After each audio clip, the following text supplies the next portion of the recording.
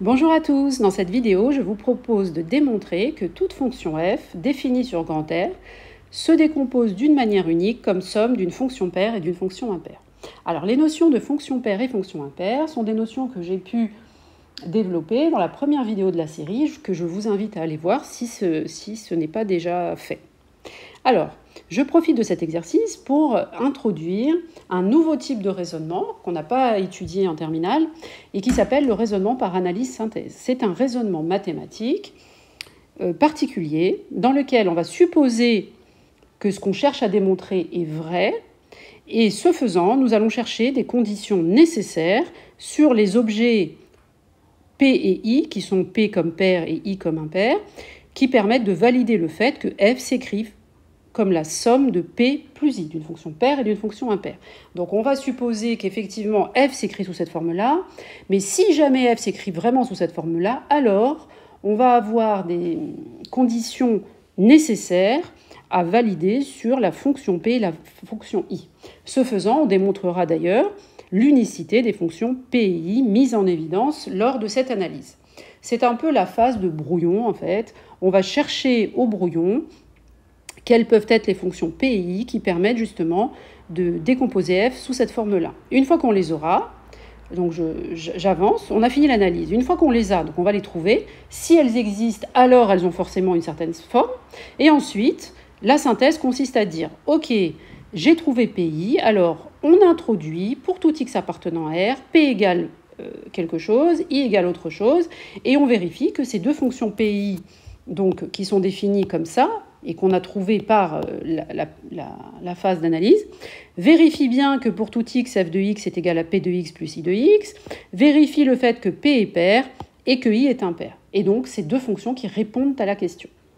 C'est comme si vous voulez, dans les exercices de terminale, des fois on vous dit, pour trouver par exemple les variations d'une fonction, on va utiliser une fonction auxiliaire, et en fait cette fonction auxiliaire, on ne vous demande pas de la trouver, on vous la pose dans l'énoncé dans une première partie.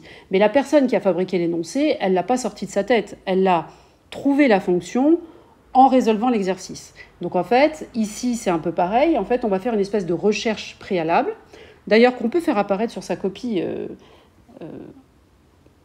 lors d'un examen ou d'un devoir, ou bien on le fait sur son brouillon. Donc ça, c'est votre prof l'année prochaine qui vous dira comment il veut qu'on fasse. Mais dans tous les cas, c'est la phase de recherche qu'on appelle la phase d'analyse. Alors, allons-y. On suppose donc que la fonction f, qui est définie sur R et qui était dans l'énoncé, s'écrit bien sous la forme P plus I, où P est une fonction paire et I est une fonction impaire. Au passage, remarquez pourquoi les fonctions paires et les fonctions impaires jouent un rôle très important, puisque toute fonction peut se décomposer comme somme d'une fonction paire et d'une fonction impaire. Donc on comprend bien, vous verrez plus tard ce que ça signifie cette phrase exactement. En fait, on comprend bien que les fonctions paires et les fonctions impaires jouent un rôle très particulier, ne serait-ce que parce qu'on peut décomposer f sous cette forme-là. Alors, soit x, un nombre fixé. Je vais calculer f de moins x. Alors, en remplaçant x par moins x, bien sûr. Et comme p est pair est supposé être pair, p de moins x est égal à p de x, hein, rappelez-vous. Quand on a une fonction paire, l'image de x est égale à l'image de moins x. Ça, c'est parce que p est pair. Et comme i est impair, alors i de moins x, c'est moins i de x. Ça, c'est parce que i est impair. D'accord ? Mais on a aussi que f de x, c'est p de x plus i de x. D'accord ? Donc, vous voyez bien que si on fait la somme membre à membre des deux égalités, la fonction i va disparaître dans la deuxième égalité. Là, si vous faites p de x, f de moins x plus f de x, je les ajoute membre à membre, ça fait 2 fois p de x et les i de x disparaissent. Donc, on en déduit que p de x est égal à ça. De la même manière, si je soustrais membre à membre les deux dernières égalités, alors je parle de celle-là, c'est celle-là que je soustrais avec celle-là. Je pense que vous avez compris, mais voilà, c'est ces deux-là en fait que je soustrais. D'accord ? Entre elles, membre à membre. Donc, je fais f de x moins f de moins x. Et qu'est-ce qui se passe ? Vous voyez bien que... pourquoi je fais dans l'ordre f de x moins f de moins x ? C'est pour me débarrasser du moins qui est devant le i. Donc, ça va faire p de x moins p de x, ça disparaît. Et i de x moins i de x, donc ça en fait 2. Donc, je vous laisse l'écrire tranquillement sur votre brouillon. Donc, d'un côté, je fais la somme des deux. De l'autre côté, je fais la deuxième ligne moins la première. D'accord ? Donc ça ici, je l'ai obtenu en faisant la deuxième ligne moins la première. Je vous laisse le faire et on trouve que si f s'écrit sous cette forme-là, alors nécessairement p, la fonction p, c'est forcément ça. Il n'y a pas le choix. Et la fonction i, c'est forcément ça. Donc vous voyez bien que j'ai supposé que j'avais décomposé f et j'ai trouvé une condition nécessaire sur les fonctions pi. C'est bien ce que j'ai annoncé au départ.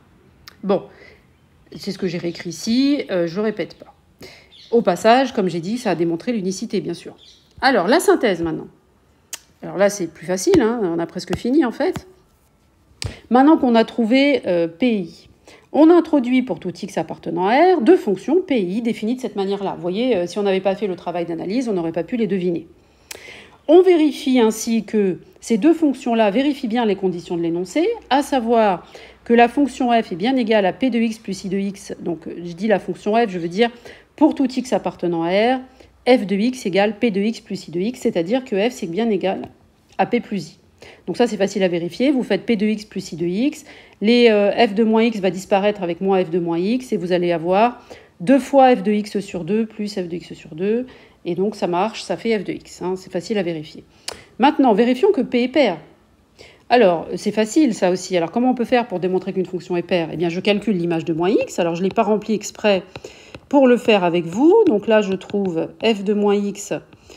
Je remplace x par moins x, et là, je vois bien que ça fait la même chose que p de x. Hein, ok, vous regardez, p de x, il est là-haut. Maintenant, pourquoi i est impair? Eh bien, je dois calculer i de moins x, et je vais vérifier ce que ça fait. Je dois trouver que c'est l'opposé de i de x. Alors, je remplace x par moins x, et donc, ça fait ça.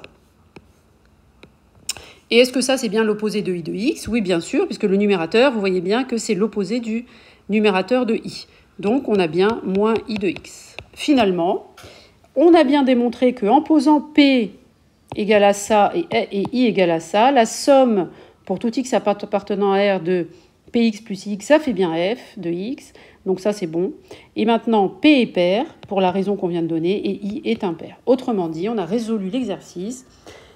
Toute fonction f peut se décomposer sous la forme p de x plus i de x avec p pair, i impair, où p et i sont les fonctions qui sont données par les expressions que j'ai surlignées en jaune. Voilà, j'espère que cette vidéo vous a plu, que c'était assez clair, et je vous dis à bientôt pour une prochaine vidéo.